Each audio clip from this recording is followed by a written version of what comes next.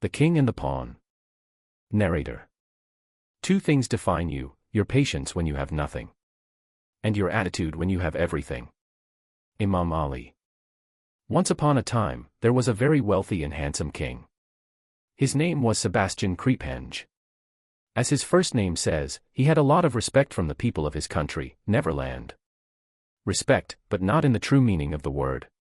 He has gained his reputation and respect by killing and making people suffer. His people were afraid of him. That was the respect he wanted for himself. The only bright side he had is that even though in his mid-40s, he was a good-looking, handsome and strong man. He had dark blue eyes like the purest ocean, dark hair as the night itself, with weird hairstyle mohawk, and he looked like a Greek mythological creature from the books. His physical appearance could attract any woman.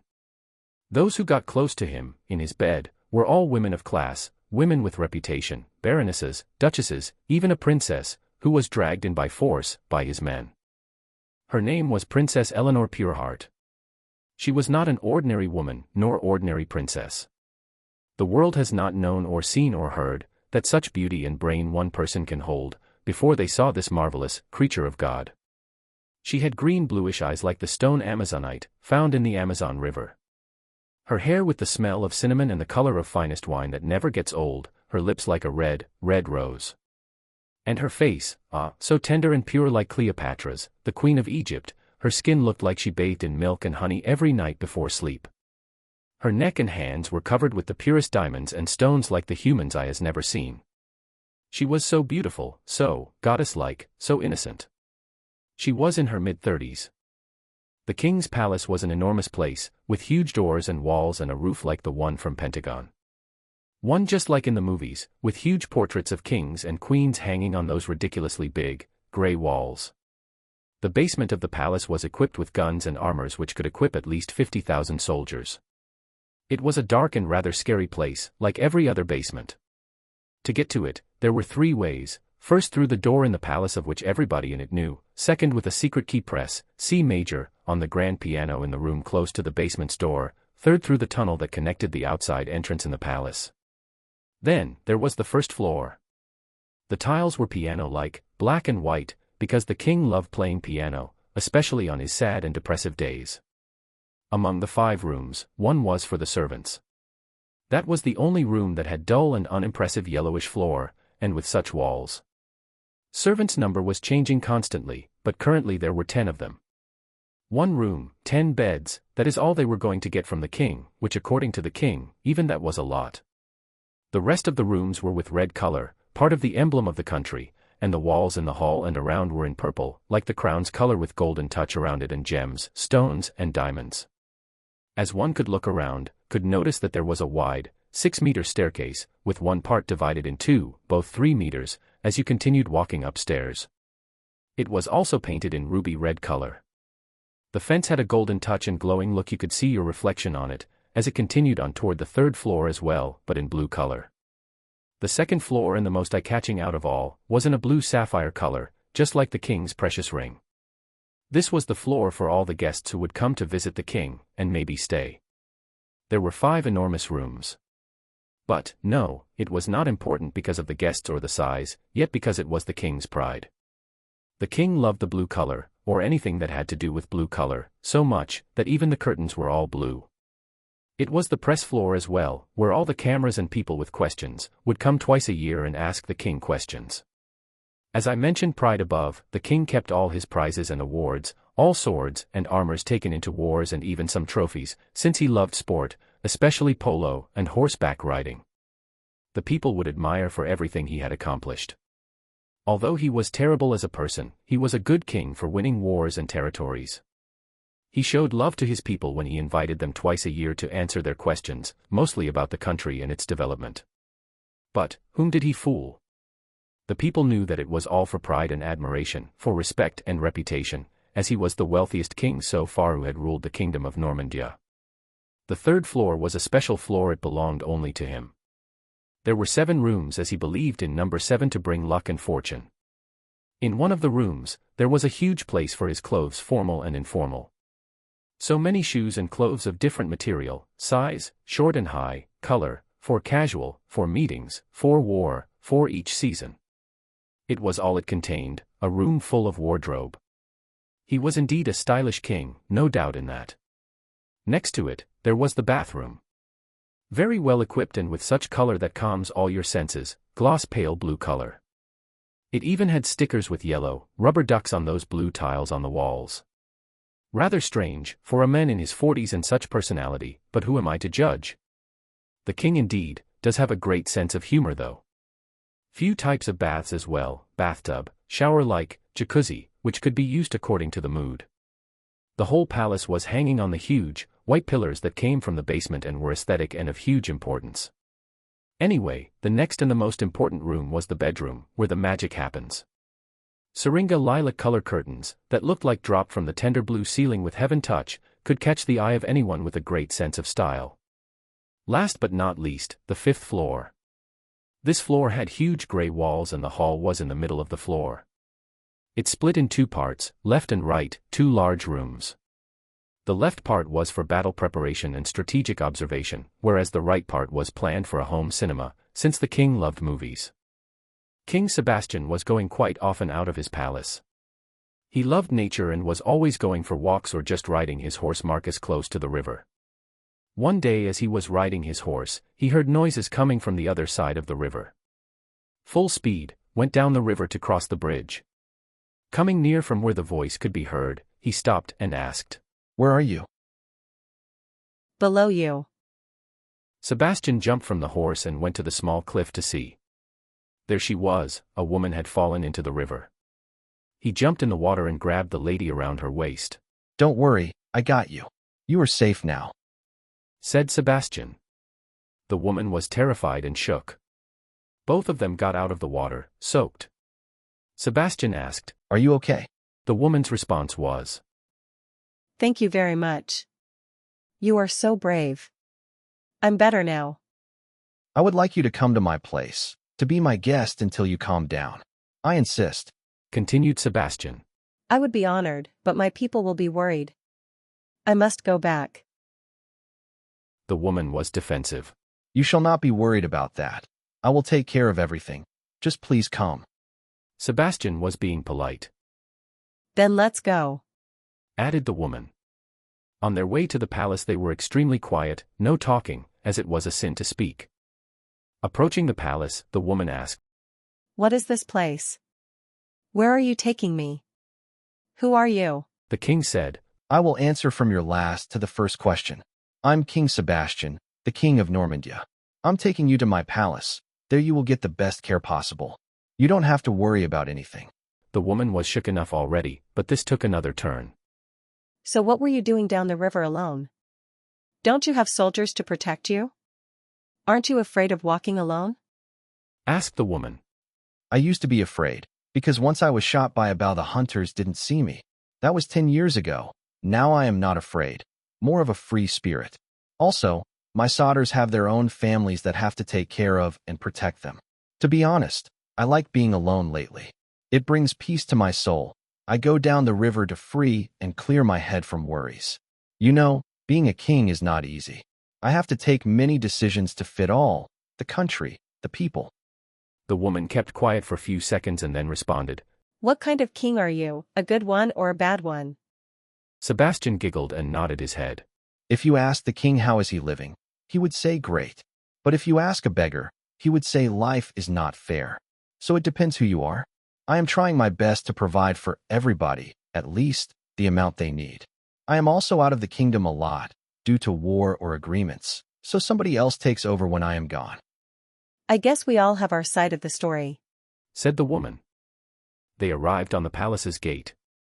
A huge, brown door, brought together by equally huge walls made of gray stones. The door was opened by the two gatekeepers in armors and shields. They entered in. As the doors were closing behind them, the king whispered, "Welcome to my palace. We are pleased to have you as a guest here. You can stay as long as you want." The woman, with jaw dropped to the collarbone, said, "Thank you, Your Majesty. I'm honored to be here." Nobody has ever seen the king bringing a stranger in the palace. As per usual, you need an appointment to come to the palace. To speak with the king is a different issue. The people were starring and commenting between each other of the duo on the horse, as they were freely cruising to the main gate of the palace. Never have they ever seen such thing. Slowly but surely, they got to the entrance. King Sebastian helped the woman to get off the horse and accompanied her through the aisle of the palace, first floor. The woman saw the piano and the tiles, the first things that caught her eyes. She had to ask. Tell me, King Sebastian, do you play the piano? Do you like chess? It is so beautiful. I do play the piano and I do play chess. I play the piano for my personal satisfaction, I love it. And the chess. My father, King Ethelwolf, taught me how to play chess and then trained me and prepared me for upcoming wars. Here, see. On this wall, this is my father. His death was tragic, but at least he died in a battlefield, fighting. After a small break of no words, a servant joined them in the aisle. Your Majesty. Bowed. King Sebastian. Esther, take this woman for bathing and give her clean clothes and everything she needs. I will speak later to you, woman. Both women bowed and off they went. Henry was the right-hand man and best friend of the king. Sebastian, what are your plans for today? Are we playing polo with the lads? King Sebastian had other things on mind, didn't hear what Henry said. Hey, Sebastian, didn't you hear me? Are we going to have fun later? Oh wait, what happened to you? You seem different. Sebastian turned and asked. Henry, hi. Did you ask me a question? Henry said. A question? I asked minimum 3. What happened? I was riding my horse today as every other day, but today I stumbled on a woman who almost drowned in the river, so I offered her a help and brought her here in the palace. Whoa, wait. That woman is here? You've never done this before. Are you sure it was a good idea? To be honest, I don't know, but at the moment I just felt like so. You are becoming as soft as your silk sheets, maybe it's the age. They both giggled. The woman entered in the bathroom, her jaw dropped again as if she's seen a ghost. The huge walls were still present, of course. The color was peach-like and you could see all the details, also huge windows for great amount of air and brightness. Esther asked. Ma'am, what can I get you for dressing up? A blue dress would be nice if you have it, of course. The woman answered. The woman smiled and confirmed as she was leaving the room. After 20 minutes, the woman was done with bathing. She put on the white coat like bath clothing and got out of the room. Esther was waiting for her outside the door. This way, ma'am, please. How was your bath time? Were you missing anything? As she followed the servant, the woman said she had everything and more than she needed. They reached the dressing room. When they opened the door, there was a music coming from the inside of the room and there was a huge disco ball just like the music it was playing. Dresses of all kinds, all the shapes, sizes, colors, everything a woman of high class could imagine. But this woman hasn't seen much of it, well, she's seen nothing of it. Again, her jaw dropped, she was overwhelmed with emotions. One could notice the sparkles in the eyes, pure happiness as a child entering a candy shop. Huge mirror on the wall on the left side and next to it, shoes, all the colors, all the kinds, a woman's dream. Esther said. Ma'am, this is the blue dress you requested. If there is nothing else I will be outside the door in case you need me. And you can choose any pair of shoes. The woman was struck. She spent literally half an hour trying the best outfits, combinations of dresses and shoes, but it was the end that really mattered. She finally got out of the room, all dressed up. The king was entering the hall in the meantime. He stopped for a while and continued to walk towards her. Esther left the place after the king nodded at her. Sebastian approached the woman and said, I knew you were beautiful, but now you look like a goddess. I guess finding you was a work of God, and I'm grateful for that. You look stunning. The woman smiled and thanked the king for his kind words and gestured to take care of her. I would like to invite you for dinner, tonight at 7. Esther will take you to another room. Others will take care of your hair and makeup, and you can choose other dresses too. The woman looked at him, smiled and not so surely said. It's very nice of you, thank you for the invitation. I'm not sure, since my father, my people, will be looking for me, as I said earlier. Oh, yes, I forgot to tell you. I sent 2 of my people to notify your family that you will be back tomorrow at home. She was confused. Asked. You know my father, my family? Sebastian laughed and answered. I'm the king. I know everyone in my kingdom. Don't worry. I will send Esther to bring you at the dinner place tonight. The woman nodded as in, yes, sir, and bowed to the king. The woman was taken into the room as the king ordered to try all the dresses and shoes she wanted. She's been quite a while in there, well for 4 hours. It was 6 p.m. and 2 women with Esther's help got in the room. One was the hairdresser and the other the makeup artist. Esther held a box that she left on the bed, saying, Ma'am, the king sent this for you to wear tonight. It has a red ribbon on the top of the box that was in blue color. It was an amazing décolleté dark, red dress, combined with a black, diamond necklace, and there was a letter as well, from the king, which said, Dear. You chose the color blue.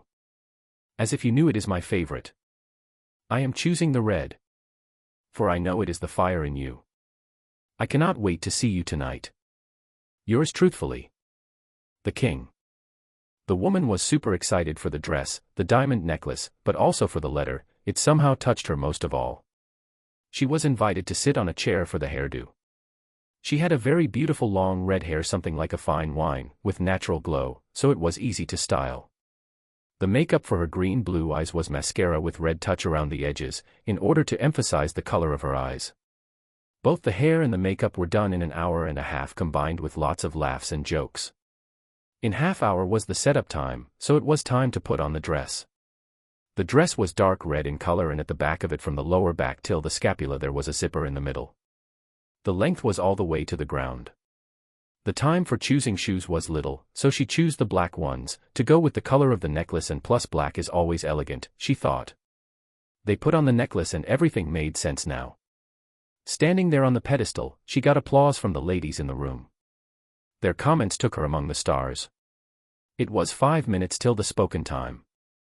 Esther told the other ladies to clean their stuff and leave the room, since it was time to go. She asked the woman to go with her as the king had ordered, to take her to the dinner place. Both had arrived to the place for dinner. Standing in front of the huge vertical door, the woman asked Esther, How do I look? Is this appropriate for a dinner with the king? Esther looked at her, smiled and said, To be honest, I've never seen a woman this beautiful in my life, and I've seen a lot, trust me. You look gorgeous. Are you ready? The woman nodded as in yes. Esther opened the huge door and the place was enormous at first sight. The king was sitting in a chair, and when he heard the doors opening he stood up and walked toward the entrance. The woman went for a bow and the king leaned to take her hand. No need to bow down, my lady. You look stunning tonight. The dress, the shoes and everything, simply wow. So you noticed only how I look, great, until now, I wasn't good enough. As she was thinking and saying that, the king added, It only emphasized those green eyes of yours, which mesmerize me every time I look at you. Well said, saved yourself this time.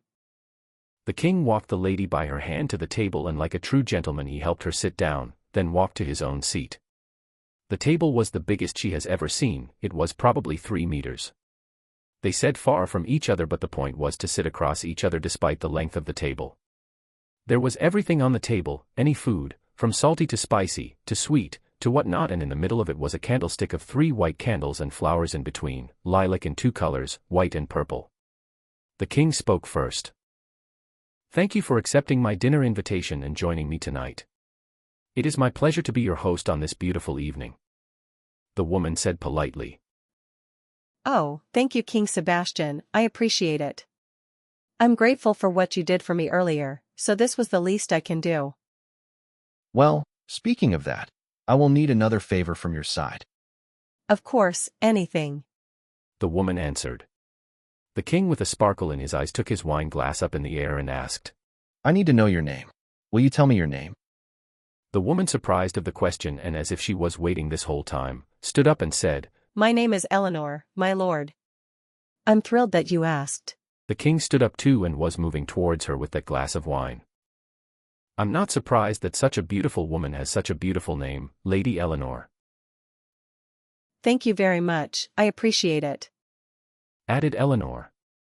Both with their glasses of wine in the hands cheered and went back to their places, to sit.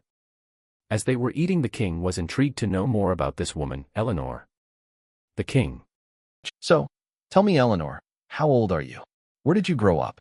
How was your childhood? Eleanor was taking a bite, but looked his way. The king startled. Oh, so sorry. How rude of me. Please continue to eat. You don't have to answer all those questions. I'm not the police, right? No, it's fine. I want to talk about all that. You know, I had a very happy childhood and was blessed to spend time with the man who taught me everything I know, my father. Unfortunately, I never met my mother. She died when giving birth to me, and I'm an only child. My dad was in the military, so I learned a lot from him about values and appreciation of what I have. We never had a lot of things, but he always made sure I had everything I wanted. The king got a bit emotional. Wow. I can tell from the way you speak of him that he means the world to you. What a lucky man he is. By the time few jokes and stories were told, both Sebastian and Eleanor finished their dinner. The king clapped his hands and music started playing. Eleanor was surprised. He stood up and walked to her chair, bent a bit and asked her to dance with him, to which she agreed. She put her hand in his and let him guide her while dancing. Sebastian was stunned by the way she danced, so had to ask. You dance beautifully. Your moves are perfect. Don't tell me, I know. Your father has taught you to dance. Both giggled and continued dancing. The music was over and so was the dance and the dinner. Eleanor looked him in the eyes and said, Thank you, Sebastian, tonight was amazing. I had a lovely time. It's time for me to go now, it's getting late. I will go to my room and tomorrow I will head home. Sebastian understood. It wasn't easy to stay and dance in those high heels for 2-3 hours, but it was also a long day for the both of them. Thank you, Eleanor. I had the best night of my life. I will wait for you tomorrow at the breakfast table. Please, join me at 9 a.m. Eleanor wasn't sure, but agreed. Both left to their rooms. Esther showed the room to Eleanor and asked if she needed anything, after which she left. Eleanor couldn't stop but thinking of that dance earlier. On the other hand, Sebastian wasn't different either. It's been half night, 3 a.m. They couldn't sleep, deeply fond of each other, but the night had won, both fell asleep. The morning came, 8:30 a.m. Both of them in their rooms, running for the hairbrush, some clothes, and perfume. It was 5 minutes till 9, you could hear both of them almost running toward the door. Finally they meet and say in voice, Sorry I'm late, couldn't sleep last night. Then stopped and looked at each other with a smile on their faces. Good morning. Good morning. So, today are we going to talk the same words at exact same time, or what? Both giggled. Entered the room and sat at the table. Sebastian. So, tell me, why didn't you sleep last night? Was it the place, first time away from home, or something bothered you? Oh, sorry, me with the questions again. Well, no, none of those. I couldn't stop thinking about our dinner last night. I know it's wrong, but I simply cannot get it out of my head. Why didn't you sleep? What a king could be bothered with. You know, it's funny, because I couldn't stop thinking about you all night long.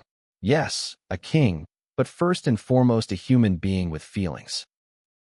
Both looked at each other and finished their breakfast. It was time for Eleanor to go home to her father. She said, Thank you for everything, but it's time for me to go home now. You are most welcome, my lady. Please come and visit any time you want. Actually, why don't you bring your father here too? I want to meet that gentleman, who seems so great, the way you described him. What do you think about it? Is it possible for you two to do me the honor and join me for lunch tomorrow? Eleanor nodded her head as in maybe and said, Well, I will need to ask my father first, but thank you for the invitation. She got in a car, offered from the king, and waved goodbye to Sebastian. She got back to her father and told him what happened and that there was an invitation for the both of them to join the king tomorrow for lunch. Her father, Arthur, wasn't happy about any of that. His face was bitter and his hands went in fist mode. Eleanor got worried, asked what is it? Arthur tapped her shoulder and told her to sit down. Listen, my dear Eleanor. You know I raised you with these two hands ever since you came into this world. I would want nothing but happiness for you, and I will protect you from anything and anyone in the world, even the king himself. Father, what are you talking about? What did the king do? All right, I will tell you, but please don't be upset. You and Sebastian are only 2 years apart. He is older than you. Before you two were born, I was King Arthur, the king of the people. Eleanor was confused, but wanted to hear more and was sitting patiently. Sebastian's father was a noble man who hated me and wanted to destroy my ruling forever, which he successfully did. He was going around my kingdom with his group of lads and was speaking bad things of my name. Went to the board one day, 25 years ago, the day you were born, told them how I wasn't capable of producing a male heir to the throne and how I must be expelled from the kingdom. The board agreed with the men and I was removed from the throne as a king. He took over the place, already having a male heir of 2 years of age, named Sebastian. Eleanor didn't know how to react. It was all sudden for her. Sebastian has nothing to do with this. He was a toddler at the time, but I can't say I love him as a king. The day you were born was the happiest and the saddest day of my life. Your mother Gertrude had passed away, and I was left with you in my hands, a single father, with no home to live and no kingdom to rule. Why didn't you tell me this before? I thought I could live with this secret and even take it to the tomb with me, but I cannot bear the fact that Sebastian can hurt you. Don't go near him. Hurt me? No, he saved me yesterday when I almost drowned in the river. He is not his father. There is something in him that is gentle. I know by the way he treated me when I was in his palace. Father, let us go in his palace and tell him about the things his father had done to you, to us. We don't want his fortune, but for him to know the truth. He deserves it. Please. Arthur agreed, simply for the love of his daughter. The next day they went to the palace. A car from the king was sent to pick them up. Sebastian, himself, was at the gate. Welcome. Please join me to the room. Did you travel well? Can I offer you something? No, thank you, Sebastian. We are good. Thank you for inviting us. Sebastian smiled and nodded the head as in welcome. They finally sat at the huge table. Sebastian on one side of the table and Arthur and Eleanor on the other. Started eating and talking in general, normal conversation. Sebastian. Sir, I've heard a lot of great things about you. It's an honor to have you in my home. Thank you for coming. Thank you, King Sebastian. Eleanor started a new conversation. Listen, Sebastian, I know you are a good person and I don't want to hurt you, but there is something my father and I want to tell you. Sebastian was surprised and his face became like a question mark. Arthur. Eleanor, please, now is not the time. Well, father, was the time right 25 years ago? No, so it is the right time now for us to speak. She started explaining the way her father told her the story of her life. All of them finished eating and focused on the conversation. She explained it all. Sebastian did not know what to do or say. So, tell me, sir, how can I be sure that what you are telling me is true? Can you confirm? Do you have a proof? Arthur stood up and went to the left corner of the room, close to the fireplace. There was an old umbrella with a dust on it, because no one cleaned that part of the palace well. He pulled the umbrella and a book fell from the high shelves. Also, a door opened a new entrance. The door was next to the fireplace, covered in gray marble. Arthur took the book, blew it from the dust and gave it to Sebastian. This is the proof that you are looking for. This book was a legacy from my father, who was still alive, by the time when this charade happened with your father. Eleanor, your grandfather John, wrote every day of his life. All the things that happened after I inherited the throne, he wrote it here, in this book.